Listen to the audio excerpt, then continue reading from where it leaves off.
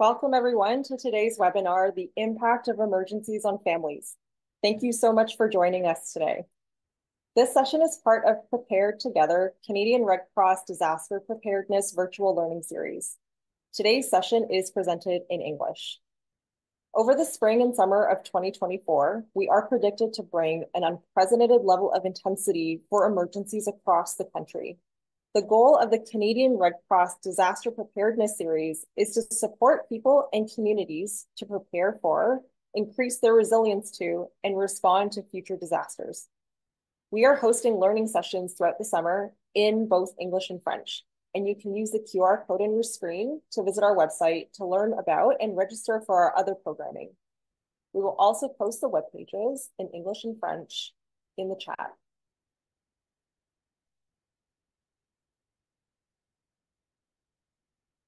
So just a few housekeeping items before we begin our session today. I would like to give an explanation of our setup. So today's webinar is recorded and recordings will be sent to all registrants by email. Closed captioning is also available in both English and French. All you have to do is just click the closed captioning button in your Zoom control panel. At the end of today's session, we will also have a Q&A period. Please leave your questions in the Q&A box in the control panel at the bottom of your screen, and we will get to as many as we can at the end of the session. There will also be a feedback survey that launches on your browser once you exit today's webinar. We really appreciate your input on how we did today. Resource packages from all of our sessions in this series will also be available on the Canadian Red Cross website this summer. This slide deck will be included on our webpage as well. Any questions about today's programming, you can email us at rrr@redcross.ca. And I've also just put that for you in the chat.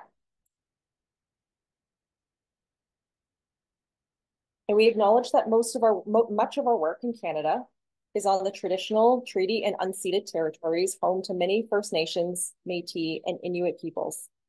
Each of us resides on the traditional land of the First Peoples of Turtle Island. Let us take a moment to acknowledge the shared history of Indigenous peoples and settlers in this land with the goal of reconciliation. Please take a moment and share with us in the Zoom chat where you are from or where you live today.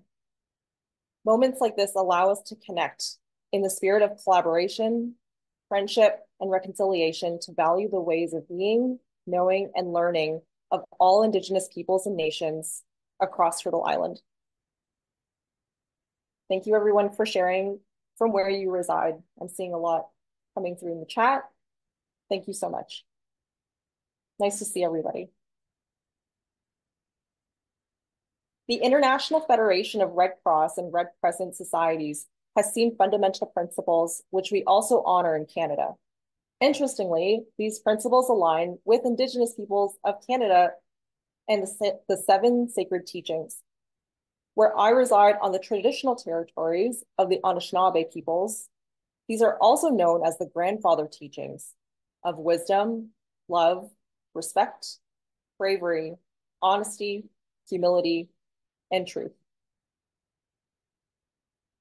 And with that, I'd like to now introduce your Canadian Red Cross presenters for today, Arlene and Jackie. Welcome and thank you so much for joining us.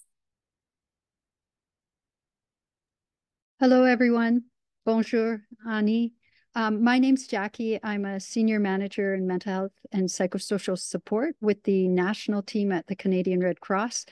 And I have the privilege of working with people like April, who introduced our presentation today, and Arlene, who's my partner today. And I'm here in the spirit of family, and families for me have been a source of strength, but also a source of sometimes painful growth. And they're where I return to over and over again when I need to remind myself of who I am, who my people are, and what my next steps might be. Thank you. I'll let Arlene introduce herself.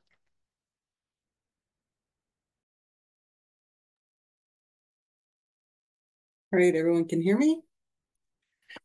Hi, my name is Arlene Leto. I'm the Indigenous Mental Health Psychosocial Advisor.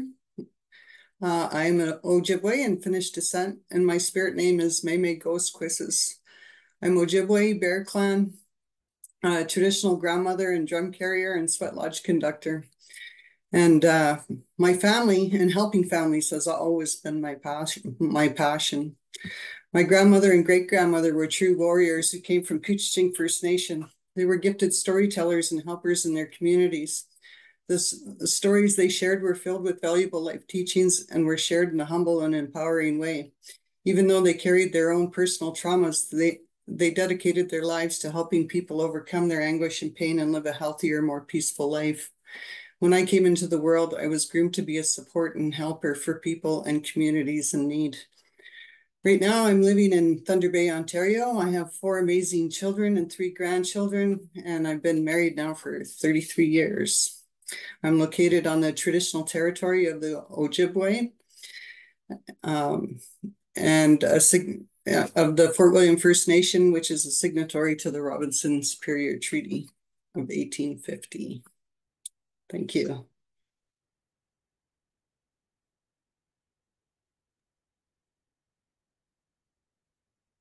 All right, for our time here together, what to expect. So we're going to talk about types of emergencies, the different types of emergencies, as well as what influences our capacity to cope with an emergency, families in emergencies and strengthening our capacities, psychosocial impacts of emergencies, and then we'll have a space at the end for question period. Thank you. Thank you, Arlene. So let's begin. And our first point of reflection is, what is an emergency? And I'll just invite you to think about that for a moment, how you imagine emergency, what you've experienced yourself, what your families experience, what you've seen other families experience. What have you come to describe as emergency in your life?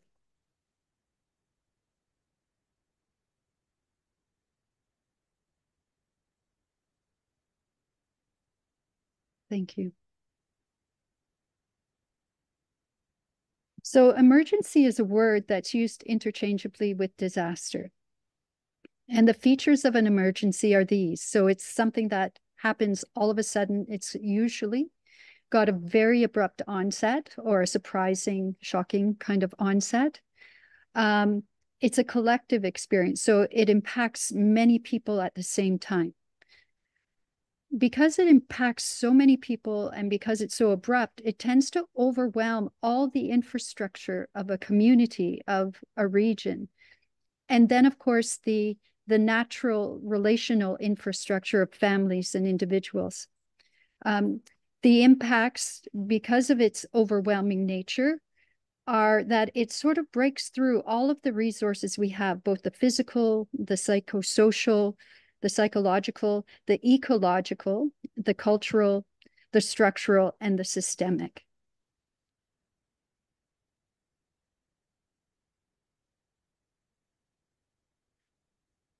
So what types of emergencies are common for Canadians? This slide shows you a map of different types of emergencies at different levels of intensity. And Arlene's going to go into more of the details about the types of emergencies we have, but this gives you an overview of the emergency context that we're in. So the most common emergencies in Canada, one being home fires and wildfires. Approximately 24,000 homes and fires happen each year. And in First Nation communities, especially up north, when a fire happens in a home and it burns to the ground.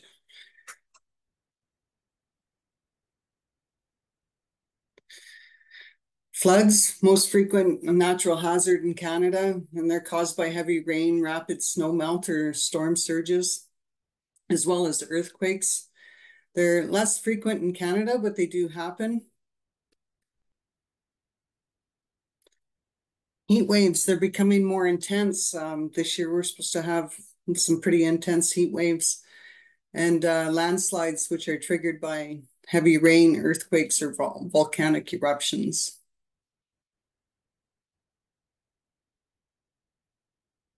Thunderstorms, that's what we're having right now. We got some severe thunderstorm warnings in effect, and they can produce heavy rain, hail, lightning, and strong winds, as well as power outages. They can be by severe weather. Ice storms can cause them accidents or equipment failures. Tornadoes, they're less common in certain parts of Canada, more common in the prairie provinces. And tsunami is very rare in Canada. Winter storms, which is a common occurrence in many parts of Canada, and winter storms can cause heavy snowfall, ice accumulation, and blizzard conditions.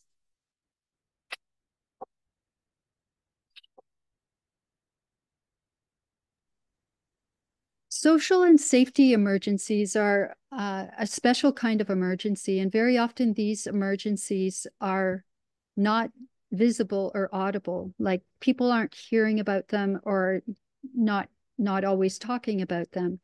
And the types of emergencies that Arlene introduced are more the ones we hear about. But here we have some really huge emergencies that have very long histories. The first that I identify for you here is water, food, and resource contamination that threaten the basic needs of people, animals, flora, fauna, the natural world. And these things happen because of climate changes, accidents, and industrialization. Indigenous peoples experience food, water, and resource insecurity. They've experienced it for a very long time. There's limited health infrastructure, so health conditions go undertreated or not treated. Intergenerational impacts of almost 4 centuries of emergency kind of condition a lot of these things that Indigenous community, or do condition, my apologies, these types of things that we're talking about here.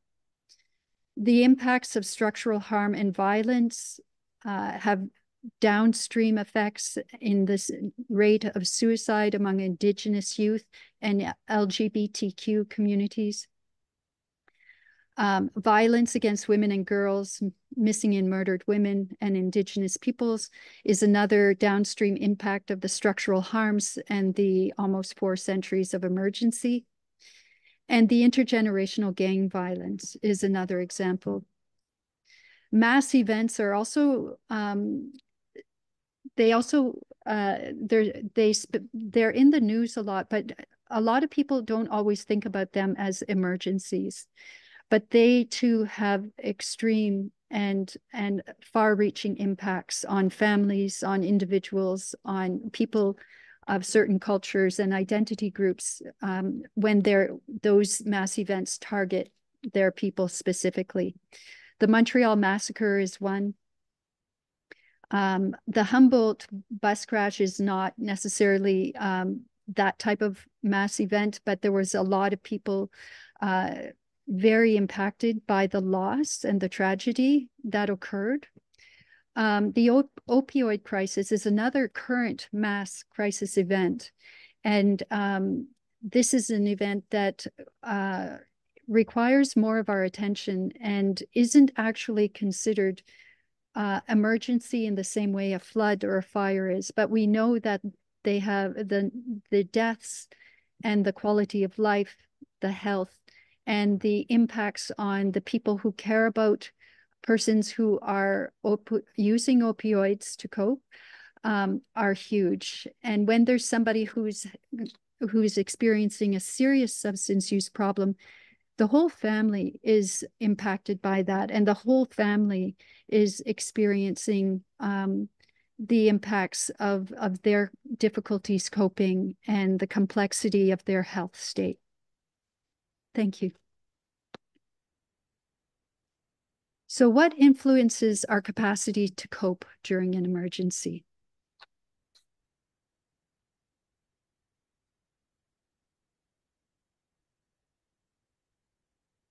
All right, personal exposure, event severity and exposure. So depending on where you're at, like are you directly where the emergency has occurred? Are you away from maybe you're far away, you're out of town where the emergency is? So that's the exposure. Personal characteristics, how we respond to change, stress, uncertainties. For myself, I tend to get a gut ache, but I'm very calm and collective. So you wouldn't really notice a lot of change within me, other than I might seem like I'm in a bit of pain from my stomach. And psychosocial resources. So what's out there and what can help us that's out there to help us cope and navigate the challenges that we're experiencing. For myself, it's ceremony and speaking with the elders and attending sharing circles, but we all have, you know, our different things and we need to do what works for us. Thank you. Socioeconomic factors, hygiene, sanitation, nutrition, sustenance, shelter, health, education, and livelihood needs of ourselves and others we care for. So these are really important things.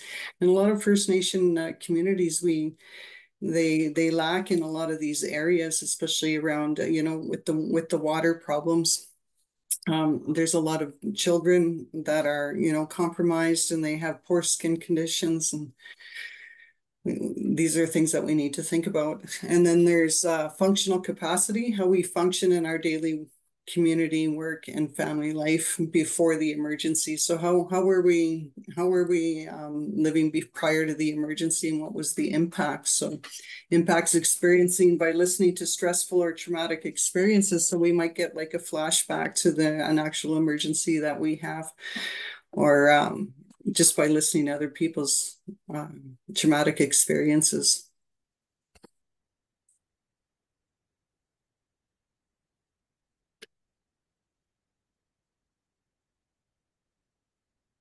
The coping influences can include things like environmental challenges. Weather, for instance, impacts infrastructure that supports and protects daily life and health. Agriculture and wildlife are impacted, so diversity, the health of agriculture and wildlife, the impact of daily life and cultural activities, the impact on livelihoods, relationships with the natural world, cultural practices, and being able to access and secure and make medicines. Health becomes a challenge. Physical health, mental health, cultural health, and community health interdepend on the health of the environment that we inhabit. The relationship between our individual health and our family health and our community health and environmental health is really something that we've been able to not think about until, you know, very recently. It's a really important relationship that Indigenous communities have invited us to understand with more depth and richness. And it'll be one of the ways that we can actually learn to take care of the world around us in a much better way. Thank you. We invite you to share in the chat which of these influences have been most significant to you, to your family, or to a family that you care about.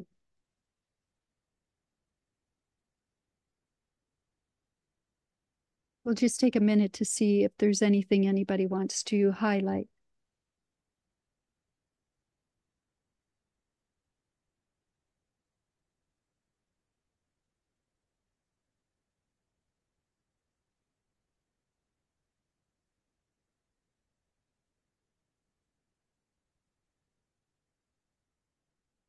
Mm-hmm.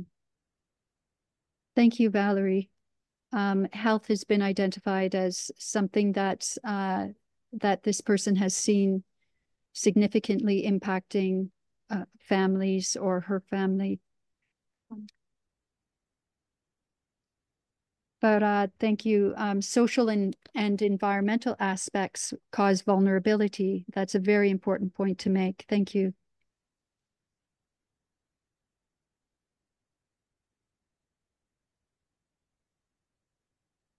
families in emergencies. I'm going to pass this along to my colleague Arlene to talk further about this important concept.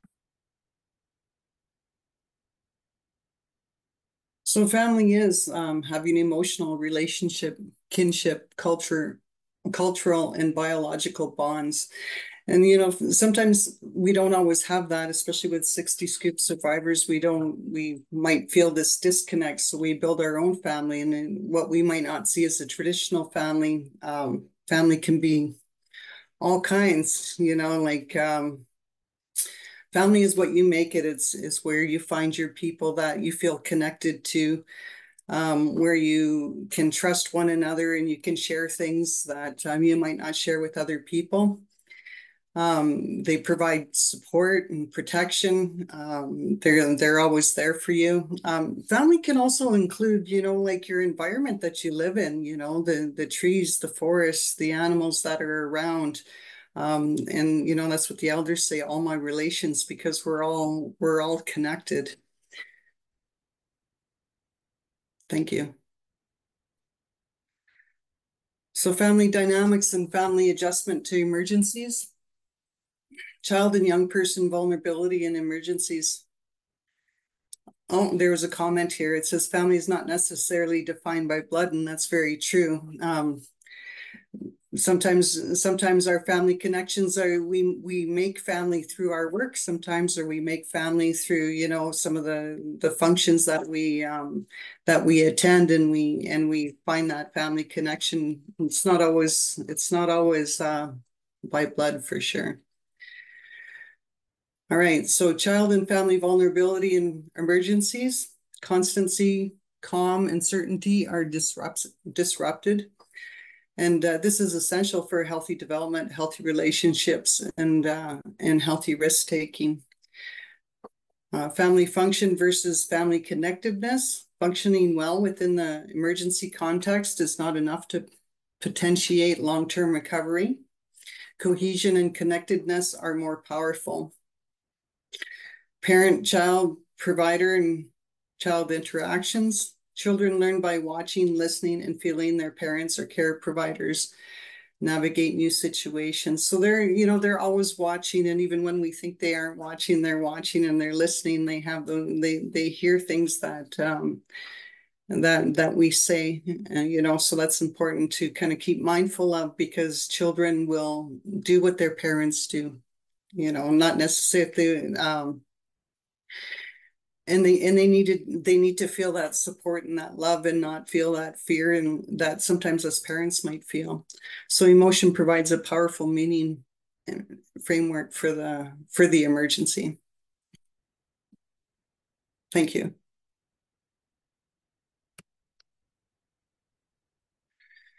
Parental care, provider burden and relationship challenges. Parents and care providers must navigate their own distress and the distress of others to build present and future capacity. This could be really hard, especially if you're a single parent, but there are groups and different resources that are out there that I encourage people to access, especially parental relief programs. I know that our city offers a few of them. And it's nice just to even have that few hours just to take that break. Disaster preparedness and family support. Family-centered preparedness plans or family-centered support in emergencies is essential. So making those plans and having that family support and that list of who you're going to call and who's all involved in that list that you make. Social and mental health can go hand in hand at times. Yes, that's true, Kyle. Thank you. All right, I'm going to pass this over to Jackie. Thank you, Arlene. I really appreciate what the people are putting in the chat. It really supports the direction that we're moving in through this presentation today. But long-term community recovery depends on family well-being. I think very often we tend to think about recovery from an individual perspective. individual resilience, individual capacity, individual psychological well-being. But really, the people who are taking care of each other and strengthening each other and building capacity are not the people outside who are coming in to support a community, let's say, during an emergency, but they're the people who are already inside, the family, the people who are around. They're the people on whom recovery actually depends. So family dynamics in situations of recovery, we want to optimize recovery. It means that even though things are hard and there might be histories of hardship and there might be a history of conflict, that it's a time when families can renew their investment in strength and have a strength-focused gaze at one another and invite each other to support difference and their different approaches, their different ways of being and understanding, and really try to strengthen relationships and the capacity to work towards problems together that the community is facing.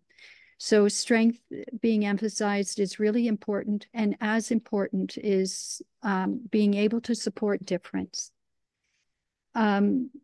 Cohesion is a really important variable, and what it requires us to think about is the quality of our engagement with one another. So not the fact that we're present, physically present, but how are we present?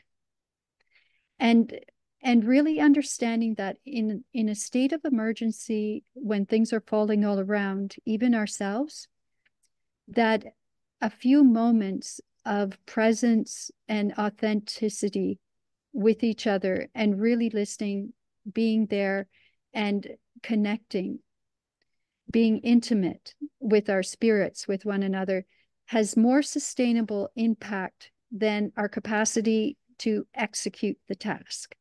So these moments are really life-giving, strength-building, and supportive. So it's to build cohesion, it starts with these small interactions. Parent and caring others' reactions also have significant impact eventually on the community well-being. So on the family's well-being, but then eventually the communities and how families come together with other families and how those families come together. So parents and care providers in this state of emergency, when it's the most difficult thing for them to do, need to remember self-respect. And self-respect means taking care of themselves as a biological, psychological, spiritual, and connected human being who needs to express themselves emotionally and creatively, and also in ways that are not always censored and not always perfect. So there needs to be room for expression that's open, and there needs to be a readiness to receive whatever it is they have to say or offer about their experience right now, without judgment and with kindness and with compassion. Recognizing different needs of different family members is so important. And this is like the care provider and the parent's responsibility. And sometimes the care provider is the oldest child. And that's when a parent might be absent or missing or harmed in the emergency event, or maybe the parent wasn't there even before. So this person is really important, and they have a really important responsibility, which is really hard. So this is where families reaching out to families is important, especially when the person who's leading the family might be an older child or a young adult. And we want to make sure that we are getting each family member the support they need when they need it, the space they need when they need it, the opportunity to do things and to be active and to take on responsibility when they're ready. So we want to encourage awareness of the person who's responsible, in the most responsible position for the family, to the changing needs of the rest of the family, and particularly in relation to children who are at a vulnerable stage of development during a disaster event, and also adults who might be depending on parents or other members of the families to function. So recognizing that people will need support at different times for different things at a different level of intensity, we want to make sure we're reaching out and reaching out to other family members, other families, but also to professional supports, just to make sure that we're not taking responsibility that we can't carry right now. And in some cases, it's responsibility that's not ours to carry. So being able to share some of that responsibility with the professional community or with other families is really important. And the community well-being really depends on us being able to manage the intensity and the different needs of our family in ways that hold us in place and don't exhaust us. Thank you. So the psychosocial impacts of emergency, what are they? And many of the people who are in the audience here will know already. I just want to acknowledge that people are making notes in the chat. Thank you for doing that. The social response, acceptance, tolerance, love, or stigma rejection dynamic is so important. And thank you, Sophia. That is really important. This is a time when we're trying to hold each other in place and hold relationships in place. And stigma actually pushes people out of a relationship. And it's a form of rejection. When a family is struck by hardship, respect and support of one another is so important and should not be defined by some members putting themselves aside to support the rest, but sharing the support, especially emotionally. Beautifully said. Thank you for that note.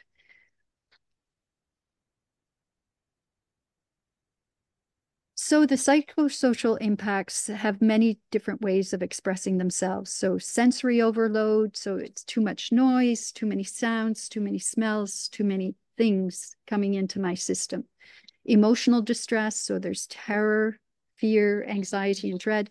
Difficulty solving problems. Our brain actually is overloaded at that time, and certain parts of it even shut down. So it's difficulty to express ourselves, to solve problems, and that's the way it's supposed to be at that level of distress. There's a loss of anonymity for some people who might have actually enjoyed, the quiet of their own home, or for whatever reason might be avoiding social engagement or social contact, or might be anxious about it. So this can be a new transition into a highly visible space with lots of people around and lots of people that they may not have been exposed to previously. The acute phase is a time, that's when the early stage of the emergency, when the impact is flowing all around. The distress is really high, and everyone is in some level of distress at that point. Some people's distress is mobilized. They're actors, like they're supporting, they're helping, they're engaged that way. Other people are not able to do that, but they're standing by, they're standing quiet, they're limiting their engagement. And there's a whole range of possibilities there. The long-term impacts are some of these things that a person might be experiencing in the acute phase can hang on. And if they do happen to hang on, and if there's additional secondary stresses, they can sort of stay in place in their body, mind, and spirit.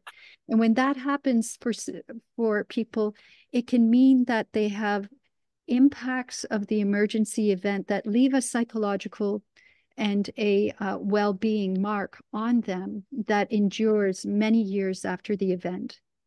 It's really important for people to know that there are ways of responding to that, engaging with that, and healing from that. And cultures have different ways of supporting that. Communities have different ways of supporting it. There's professional health system with different options for supporting. But it's really important to reach out.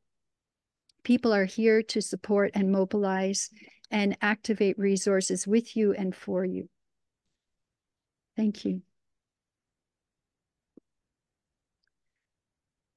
Communities may experience significant losses at this time, and I think that's really apparent to people here, that the losses are, it's almost like what is not lost is the question.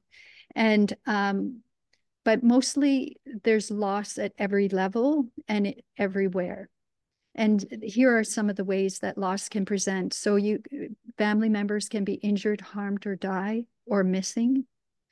Livelihoods, trap lines, medicines, gardens, farms, animals, ways of supporting yourself economically can be lost. Cultural spaces which provide relief, healing, and energize us to engage with the world in a new way can be lost. And just daily routine and the structure of it can be tumbling all around, and it's really hard to find a path through the 24-hour circuit of a day. A sense of belonging and meaning can be thwarted or can be completely dismantled. It's like the physical environment is completely changed, and our internal environment actually gets completely changed as well during those times.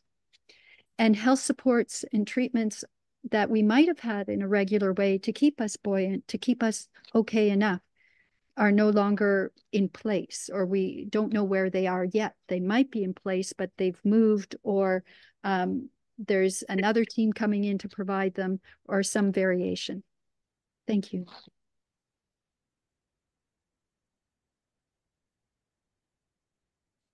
The layers of impact are listed here. I think the really important one to identify is historical relations. And historical relations influence all other spheres of impact. And we've seen that Indigenous peoples and Indigenous communities are the people who can speak to this most clearly. It's really important to know that how we relate to one another in time and space has downstream impact centuries later.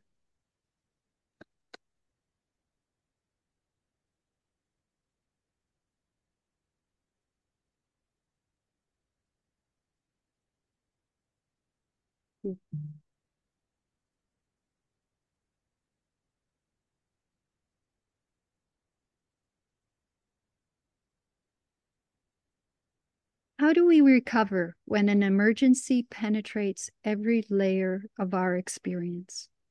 What do we do? How do we think about this? What have you done, or what have you watched other people do?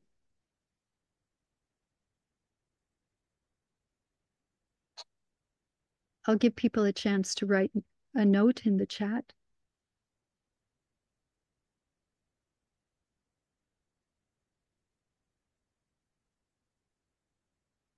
Beautiful.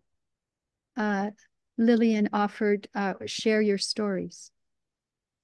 And that is a beautiful start. And that's a step that needs to be taken 100%. Resilience. So people are offering resilience and recovery, and how we do recover. People are saying in the chat depends on how resilient we are, or how many resources we have available to us. People have offered that we recover together with our families and our communities. Taking rest and being easy on ourselves is super important. Having respect for not only others and the events around us that we're trying to support, but also ourselves. listen and make time to listen to other stories. Listening is healing. When we hear how other people are experiencing something, it helps us to process, to integrate, to deepen our understanding of the impacts on us and also on our community. Self-care is critical, and self-care can take many different forms. And it starts with self-respect, like respecting ourselves enough that we actually take it very seriously and build it in. Having respect and giving time strengthens us together. Restorative and positive routines are really important. They may be taking walks. They may be, finding a beautiful piece of wood in the midst of the rubble that you can put in a particular place and sit there for a few moments in the day and allow yourself just to rest and to be engaged with your environment in a way that's not active, but just present. And to rebuild, but it takes time. Absolutely. It takes time, and it takes a million steps. So offering yourself the time to take one step is the first thing. And for some here, listening to stories might be the beginning. Offering your story might be the beginning. Maybe finding that piece of wood and sitting and just allowing yourself to land in this new reality is where you begin. There are thousands of ways to begin. The important thing is to actually begin, to find one way for you that day to begin, and to support others who are finding one way that day for them to do something different and to begin. Thank you.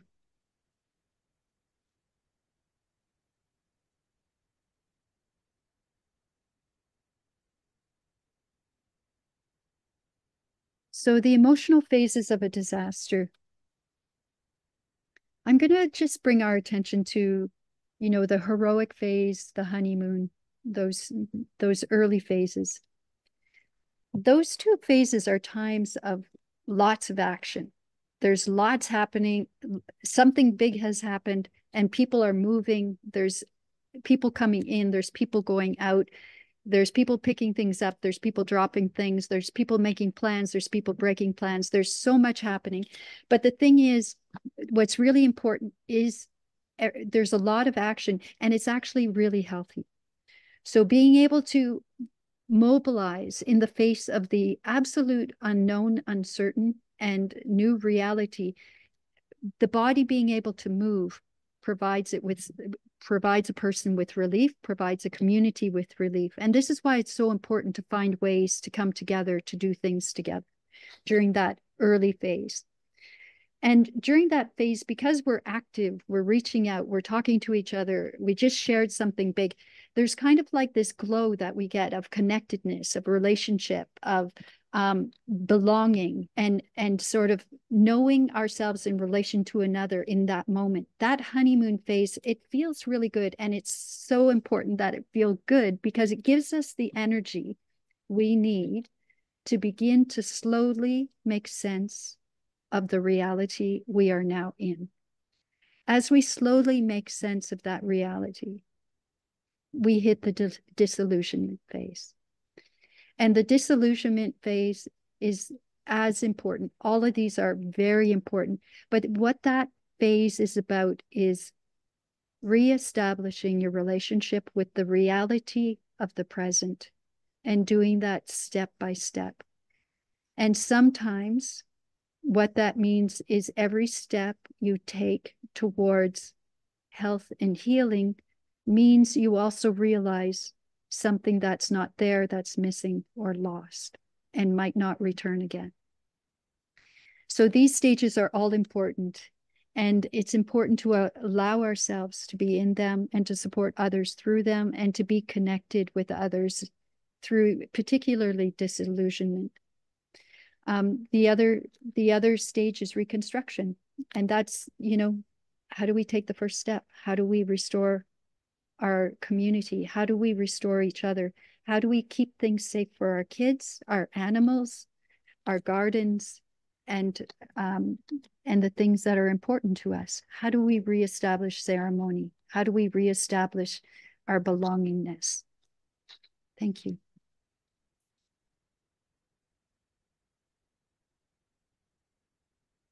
Capacity strengthening, principles for families in emergencies. Explain your limits to freedoms and new responsibilities using facts, not fear. Build time together, encourage fun, laughter, humor, playfulness, movement. Getting the community together and having groups, sewing groups, talking groups, sharing circles, those are all positive ways of developing or strengthening your capacity. Limit time listening to the news and provide age-appropriate updates. So we don't want to have that news on constantly because it can be very depressing, as we all know. Provide clear ways to restore calm without denying or devaluing the person or their emotions. Allow children, youth, and people to act independently once consensus on a safe limit is established and provided. Thank you.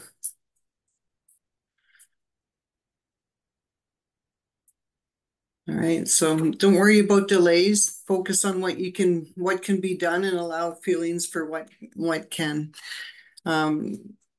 Just kind of go with the flow, I guess. You know, you can only do what you can only do, and delays aren't going to change anything, and you just have to kind of go with the flow. So create a system of rotating tasks and activities for everyone to take part in. Provide extra time and support to all. Not everyone will signal their distress outwardly. I tend to look for that person that's kind of standing in the corner and not really talking to anyone. That's people I kind of look out for to see if I could provide some support, because some people are just not willing to ask, but would benefit with some support.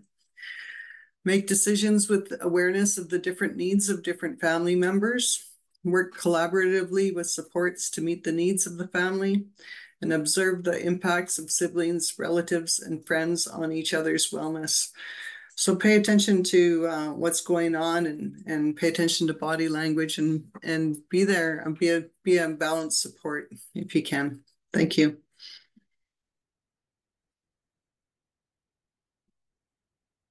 Over to you, Jackie. Okay. What can communities do to support families?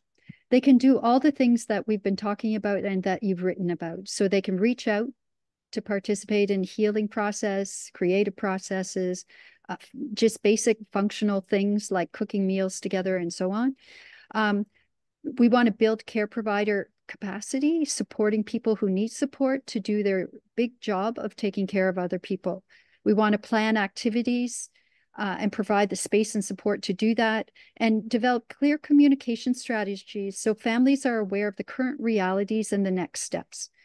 We want accessible pathways for health, for mental health, for after hours and emergency support, post-emergency. There's so many things that can be happening for people in terms of their health and well-being. And we want to participate in develop a community strategy with the appropriate and respective parties that ensures safety, protection, and security of all from violence, harm, exploitation, abuse, and unfreedoms. We want to create collective ways of honoring loss, acknowledging difficulties, and remembering steps taken. So celebrating the direction the community has chosen for recovery.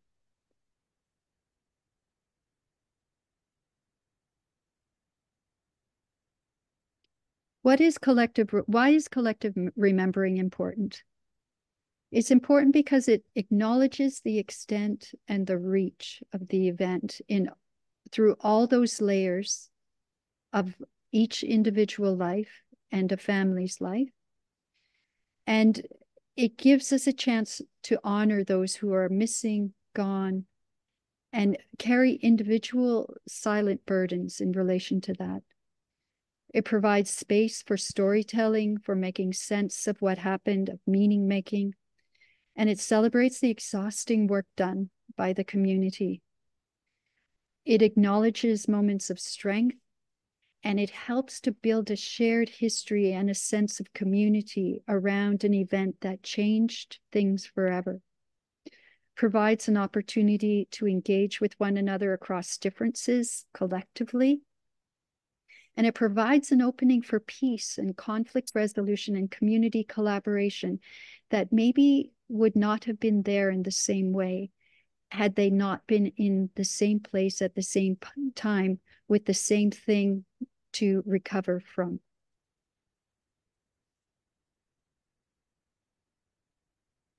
We want to thank you all for joining us today and for all the things you offered us in the chat for our reflection. And we also want to thank you for joining into this webinar. It's really great to have an active audience, and we really appreciate your support. Thank you.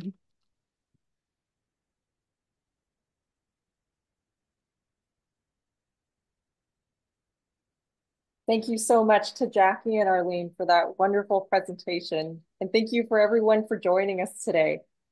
We have another webinar coming up on Thursday, and we forgot to just adjust the time here, but it is Thursday, and the topic is caring for self and others. If you use the QR codes on your screen, you can go and register, and that will be another wonderful session. But thank you so much for joining us today. And we have a few minutes for a question and answer period if you have any questions for Jackie and Arlene. And please use the chat to ask any questions you might have from the information today. I'm seeing lots of accolades for the presentation. Thank you so much. It was really wonderful. Okay, great. Already signed up. That's great, Thomas.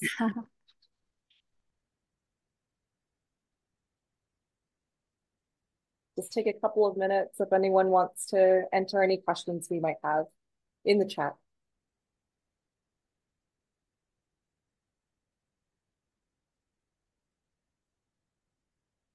Valerie says the time was not enough. The material is so important, so very important, and I feel rushed. Will you give us an opportunity to review the slides at a later date? So I'm happy to take this one on, and the answer is yes. We will be sharing these slides as part of resource packages on the CRC website, and you will also be getting a recording of today's presentation, and we're so grateful that this material has resonated with you, Valerie. Thank you so much.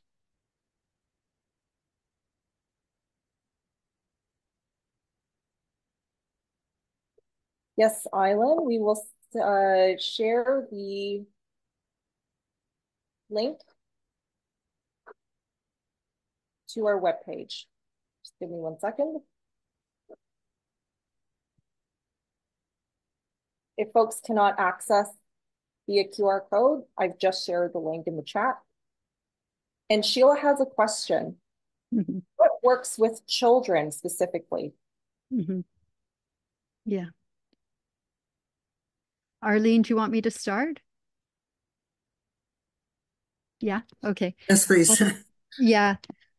Although we didn't say it explicitly enough in the presentation, all of the things we said about, we pointed to about how to approach each other includes children. So being really clear with them about the realities, making room for their expression, also offering a way and showing them ways to calm, and inviting them to engage in activities that give them time and space to synthesize what's happening, and also to move. For children, this is a big blow to them in terms of change psychologically, and it can be extremely so if a care provider, a primary care provider, is wounded, injured, or harmed, or missing. So it's really important to establish like certainty, to make sure that somebody's checking in on them, somebody's with them, somebody's acknowledging their fundamental vulnerability right now, and side by side with them. So we need to spend a lot of time with kids, with young people. We need to be checking in, but not in a way that's intrusive and invasive, but a way that's natural and open and gives them space without demanding that they take space. And we also need to support them in restructuring the day, like structuring up time to be active, time to eat. This is where we go when we eat. This is what we do before we sleep. We do some cleanup after these things, but re-explaining the logic of daily life and giving them sort of helping them to reestablish their way of moving through the world again. It's also really important to get them support when they need it. If you see lots of developmental shifts in a direction that's lower than their age and milestones they may have passed, like bedwetting, for instance, or things like that, it's really important to know that this is a signal of their distress and to be able to spend more time hanging out with them, non-intrusively, supportively, reestablishing their sense of security in the world.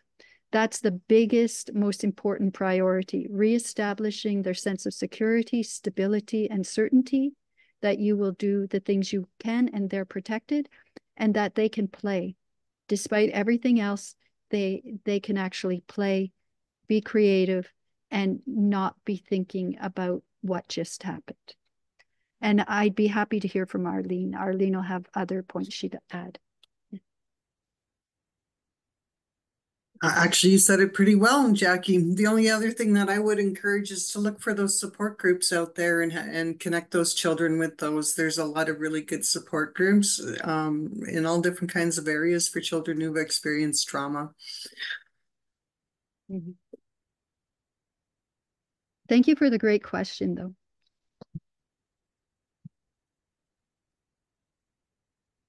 I'm just scanning the chat to see if there are any more questions for our wonderful facilitators today. And I'll just take a couple of seconds to give folks a last chance to ask. Right. So support groups, you can usually call that, there's 211, it's 211 in Ontario, I think. You can call and then they'll be able to tell you what support groups are available for children. A lot of the knowledge that I have is, through Indigenous resources. So, like the local friendship centers, if that's one place that you want to go. There's also other children's centers that you may be able to approach. The Children's Aid Society, even just calling them. You don't have to be directly involved, but just calling them to find out what programs are being offered and seeing if you can have your children access them. That's great, Arlene. Thank you so much. And I'm seeing a lot of queries about, will the material that we covered today be expanded in future opportunities? And this is absolutely valuable feedback that we want to hear from folks, that these are topics that people have a real interest in learning more about. And so we will take this feedback that we got from the chat. And also, when you close the webinar today, you will have a feedback survey pop up on your browser automatically, where you can continue to tell us more of your feedback of what you would like to see more of in the future to help you and your families prepare for and respond to and become more resilient to disasters in the future and in the present. So I'm going to take this moment to say thank you so much to Jackie and to Arlene for this presentation. It's wonderful. And thank you to everyone for joining us today. Thank you. Thank you, April. Thank you, everyone. And thank you, Arlene. Have a good day, everyone. Take care.